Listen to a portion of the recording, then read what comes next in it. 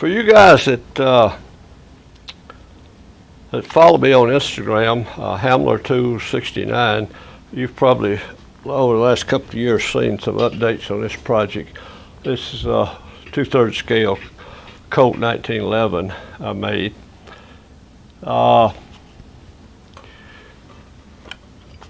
Here's a shot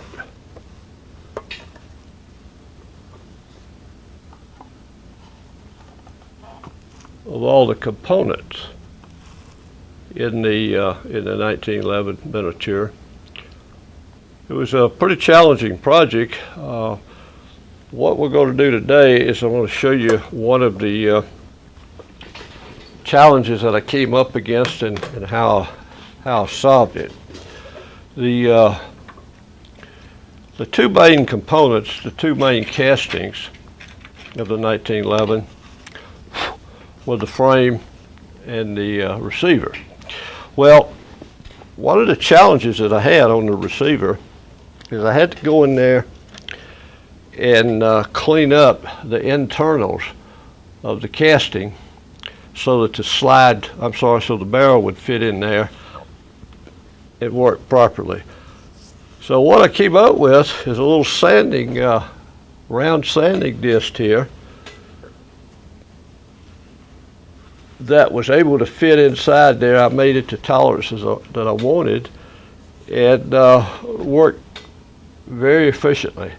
And they're really quick to make, and that's what we're going to do in this video, is try to step through the steps to manufacture the little round sanding disc. As most of you are well aware, you can buy some of these guys commercially. For instance, here's two that Dremel makes and sells as accessories.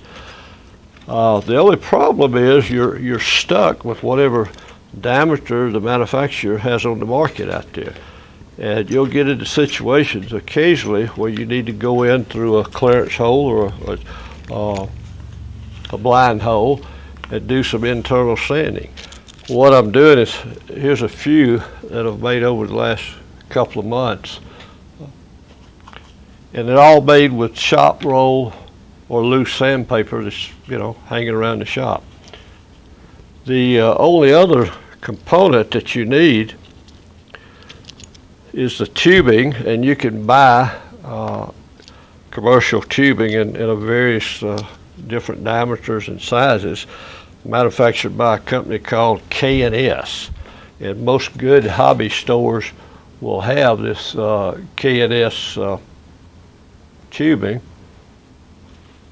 Turn it upside where you can read it. There we go, K&S. And you can actually buy bulk quantities of it. Here's a box of tubing that I've had over the years. It's odds and ends. But you can buy this stuff by the pound. Or, hey, it's not that hard to, if you got a lathe, to drill and bore and make your own custom size tubing. This is, it's not a thick wall tubing. Let's measure this one here and see what we're looking at. 16.5, 17 thousandths. So most all of these that you see laying out here were custom made for a particular hole or a particular job that I needed. The only other guy you possibly go, if you want to buy shop roll, you can get it in various grits and diameters from, most of your machining centers, MSC, Granger, etc. Or there's nothing wrong with using just a small piece cutting off. It doesn't take much. In addition to the commercial made ones that I showed you that were made by Dremel, I have a friend down in Florida that does a lot of carving on shell and wood, etc. And he came up with this idea, which I thought was pretty cool. He uses spear fishing rubbers that go on spear guns, and puts most of this rubber that the comes in with a spear guns and all, has a hole in the center of it.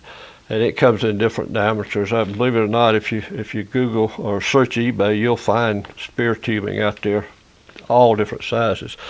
But what Nat did was wrapped sandpaper around the tubing and then sealed it off at the back with just a type of blue tape, painter's tape. And as it wears, he would just undo the tape and unroll it, a roll or two, and then retape it. You know, for his application, it worked perfectly well, but that didn't suit what I was after for the 1911 project, particularly on the internals of the slide. And another source don't overlook is the tubing, surgical tubing, or in this case here, the tubing from a slingshot, replacement slingshot rubber. Here's one, pretty sure this is made exactly the same way we're going to describe in the video here. Here's one that I use for sanding the internal barrel on the 1911. And the paper is just wrapped around the tubing. This particular one here, I was just experimenting one day, and I took the slingshot rubber. You know, I got the idea from Nat's there by using the rubber. And I glued the rubber on with, I believe, a contact cement, and then slid it after it had already been slit in the brass. And what it did, it made for a little softer, a little more cushioned feel. Particularly if you were using it to shape and contour either wood or brass or whatever metal. So that's just another option you have with this process. So let's take a look at what it takes to make one of these things. But before we do, I want to do a real quick tutorial, 101 if you will, about cutoff discs and cutoff wheels. You'd be surprised at the people that come in the shop that are not aware of this tool here. It's been on the market for, I know, 2 or 3 years, maybe longer. But anyone that's ever used a cutoff wheel, you got to have a touch. Otherwise, if you put any lateral movement on that brittle disc, it will snap. And what a lot of people don't realize is 2 things. One, this tool is made by Dremel. It uses a reinforced fiberglass wheel. But the other thing that's so cool about it is they have, it's got a floating, figure out how to get it apart here. They have a floating mount. Someday I'm going to write a book about how easy it is to do stuff until you turn a damn camera on. Let me get a pair of pliers.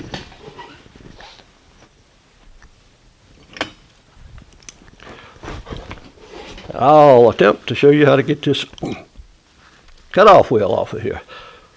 You push it in. Believe me, I've done this before. It doesn't look like it. Okay, I'm just about at the point where I'm fixing to say the S word.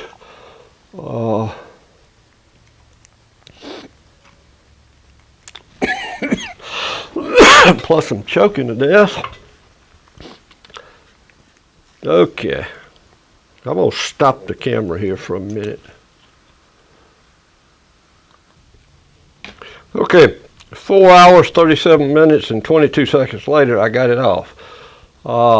As you see, it's spring loaded. You push down, slip the disc over, drop it down, and then twist it till it locks into the 2 little detents. They also make different accessories that uses this floating locking mechanism. But what you'll find, it's these wheels, you can break one by moving the lateral movement on it as you operate them. but because of the spring loaded and the ability for it to give and twist a little bit, that keeps it from breaking quite as often. But the main thing I wanted to point out on these cutoff wheels, the more common ones, the 1 inch diameter, there are two styles, or two thicknesses I must say. One is a 409, and that's your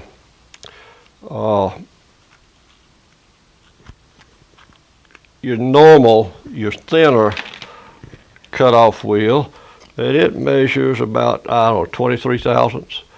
The 420 is a heavy duty, and it's 25 thousandths, 25 and a half thousandths.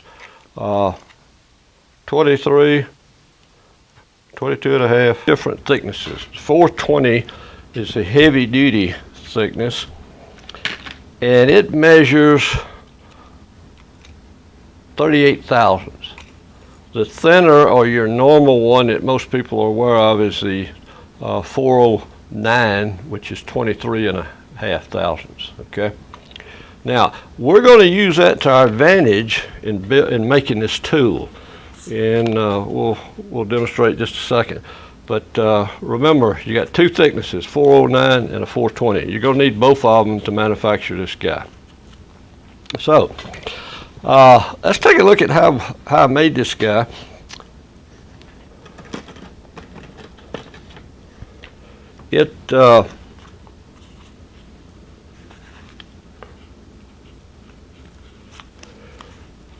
This is a key element right here, the little white wedge that I pulled out. So what we do is we go in with the slitting saw blade, and we first use the thin blade and make a slit in the tubing, and then we follow it with the thicker blade. It just so works out that by having the thicker cut, the paper has enough space. When you roll it up, it will slide up inside there on that space, or on that slot, and then you push the wedge down. Now, little secret here, that wedge has to be sized fairly accurate, and what you do the next time you go to they leave a light on for you at the Holiday Inn or wherever it is, they leave the lights on. Don't turn in your door key card. Take it home with you. I've got hundreds of them around here. Here's one from Eat at Joe's, Crown Plaza, I guess it is. But the thickness of these hotel door key cards is a perfect size. It's a little thinner than a credit card. I've had guys go home and take their wife's American Express card and try to make it. It won't work. It's too thick, so don't do that. The plastic cards, to make that little tab, a wedge if you call it, you can cut this stuff with scissors. It's like thick paper. Another thing you might will help you out in getting the wedge insert to fit in and lock in good is you want to put a slight taper on the card. And what I do is just use a little scraper blade and doesn't want to scrape on this sponge background here. Let's try on something harder here.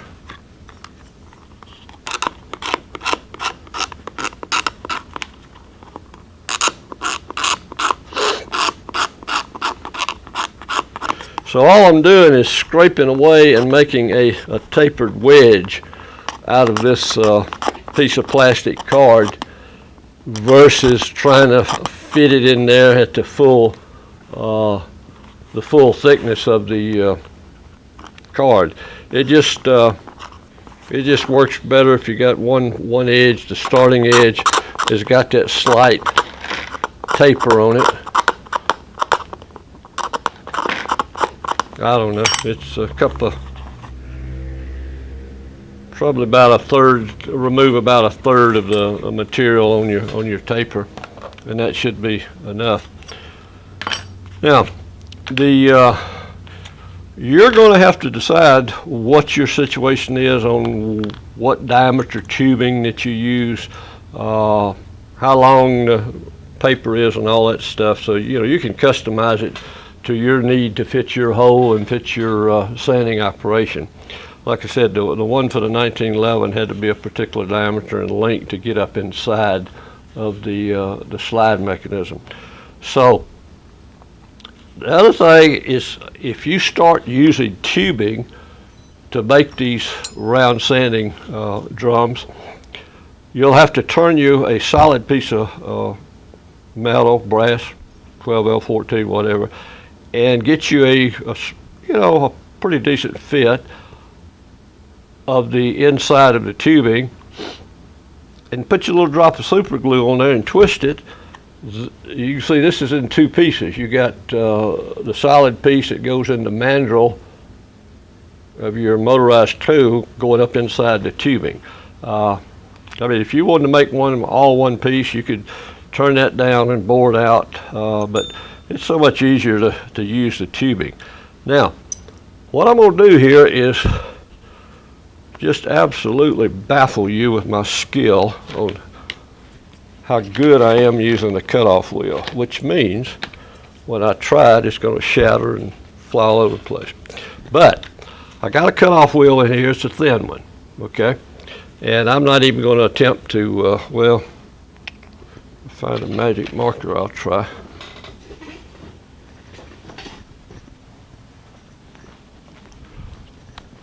Let's say for our particular application, we wanted this particular size tubing, and we wanted the sandpaper to go that far.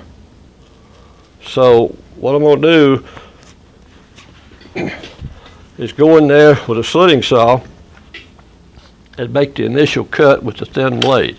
Now, I pointed out in some of my earlier videos, when you're using these guys, particularly if you're trying to cut something off, it's high-speed steel or whatever, try and keep this cutoff wheel lubricated with either your bow lube or beeswax.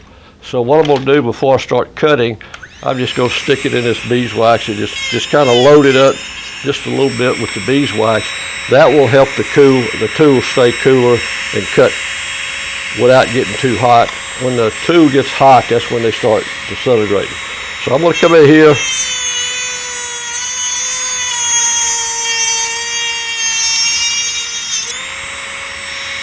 and make a cut. That looks okay. A lot cleaner than the first one I made, which was this one here. So now what we'll do is put the thick cutoff wheel in here, the 38 thousandths one, and follow inside of that first cut that we made with the thinner.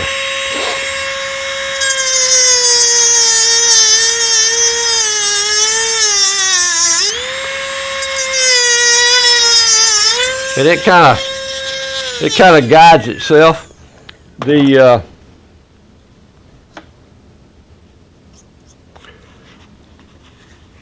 If you're using thicker paper, you might have to feed it in here, hold it in one position, and just kind of push it forward, sideways, to open up that groove. Matter of fact, this one feels a little tight right here. That's what I'm going to do to this one. Boy, either got a crooked wheel or put it on there crooked. It's not very well balanced, but we'll try it.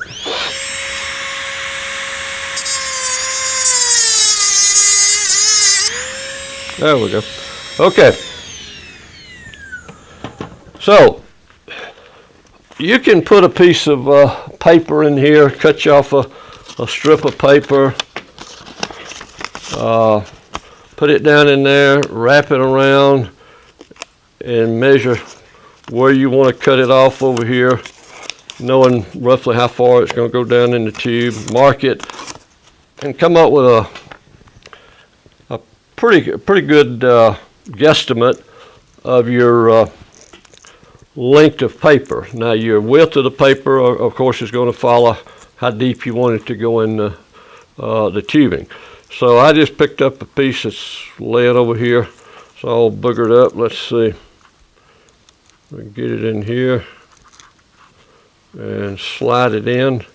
Yeah, I can tell right there it's too short. So let's take a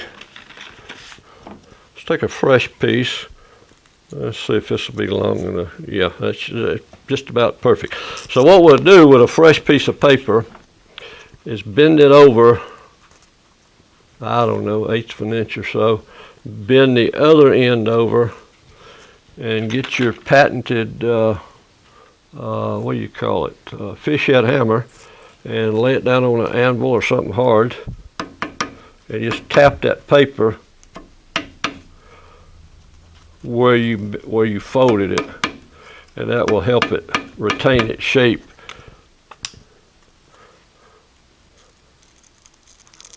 So you take him like so and slide him in the groove. You know, I could do this all day long, 10 times in a row, and it would fit in there perfect. Like I said earlier, you turn the damn camera on, and well, if you've ever done a YouTube video, you know exactly what I'm talking about. Normally, there we go. So now I've got it in the groove, and you can see it needs to go, there we go, go down inside there. So what we're going to do is take a dull X-Acto knife that the edge has been cut off the side, or the cutting edge, and just kind of slip it down in there, slide it back and forth like so. Then we take our previously scraped, and you notice it fits in there pretty decent to start with. Then again, you get the old patented fish head hammer and tap that plastic wedge down in there. Now,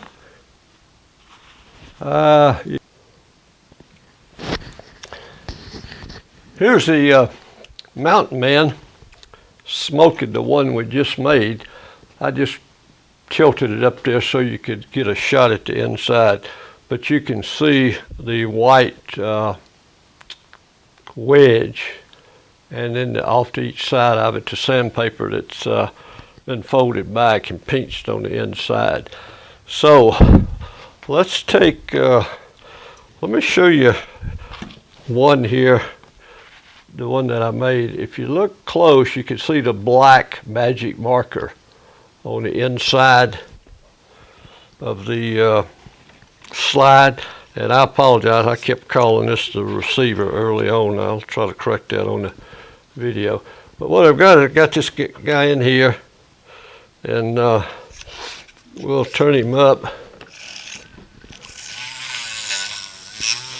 And you should be able to see, the sanding action inside there, and see the black magic marker going away. Now, this was an absolute necessity to be able to go into these castings and clean that up so that that barrel would slide perfectly smooth in there. Those, I mean, these guys are good on wood as well. Here's a piece of the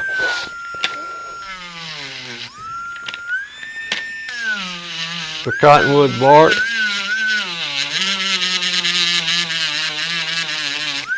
And as I said earlier, on flat surfaces, they kind of surprise me. Here's an old scraper blade. But you see how it'll lay flat?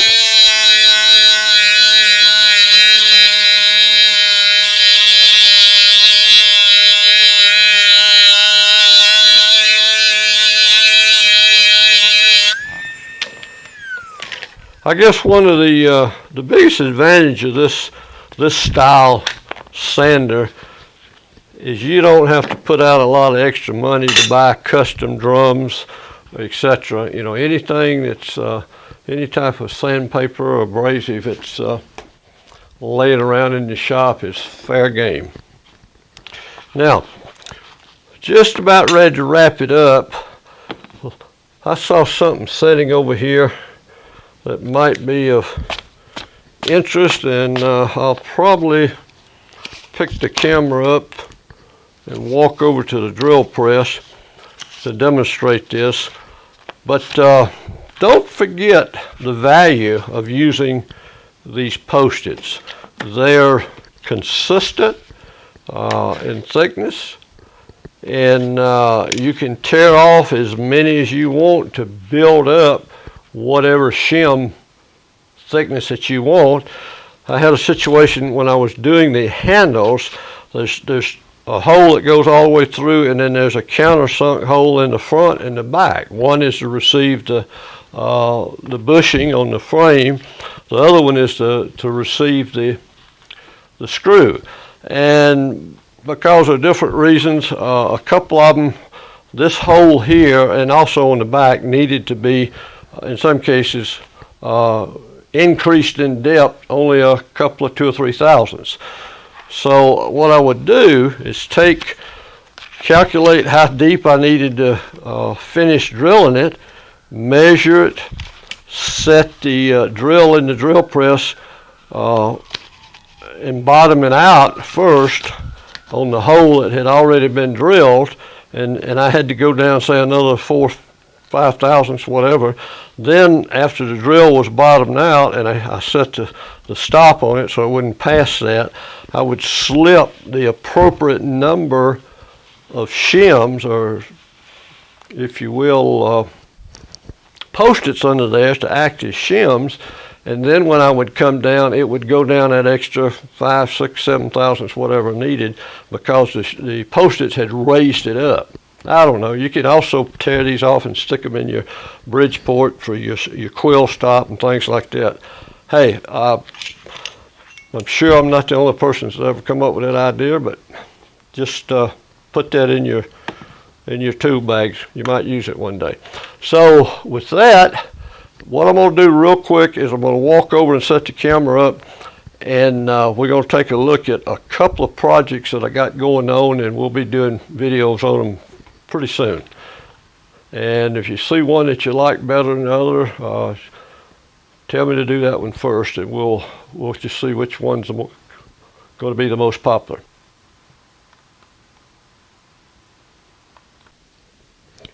First thing we want to look at here is a sharpening fixture that I made primarily to use for sharpening draw knives. This is one of the smaller draw knives that I made with the early videos, and I had some linear rails, both the truck style and the round, and by using the linear rails and a magnetic indicator holder, I was able to get some really, really smooth motion on the rear linear rail. This one here is locked in and set at whatever angle that you want to set it at. If you've got a plane iron, you can put a plane iron on the side here, or if you've got a large draw knife, you can put it between the 2 sets of jaws. But because of the smoothness and the accuracy of adjusting this thing, you can really fine-tune an edge on a draw knife or any other cutting edge. What I have here is a block that rotates. I have a hard Arkansas, and then it goes to a piece of Trizac paper, and then there's also a coarser India stone and a leather buffing strap. So this is a prototype early on, so it's got a lot of potential as what it could be modified to. There can be indexes put out here. This unit here is movable in and out. It's got some pegs. We'll go into a little detail on this later on in a video and talk about how to go about fabricating one and where to locate your components.